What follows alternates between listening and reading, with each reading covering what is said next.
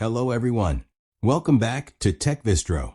In today's video, I'll show you a simple command prompt command that lets you boot directly into your computer's BIOS or UEFI settings without repeatedly pressing the BIOS key during startup.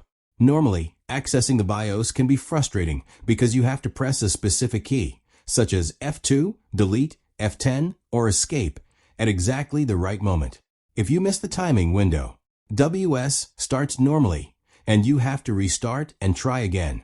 The good news is that there's a much easier way.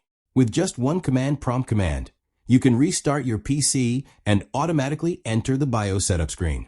So, if you're ready to learn this quick Windows trick, let's get started. Now, click on the Windows search box and type CMD. From the search results, click Command Prompt and select Run as Administrator. If you're prompted by User Account Control, click Yes. Once the command prompt window opens, you'll need to enter a simple command. The command is text shutdown/r/fw/t0.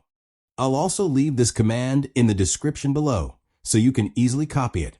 After entering the command, press Enter. Your computer will immediately begin restarting.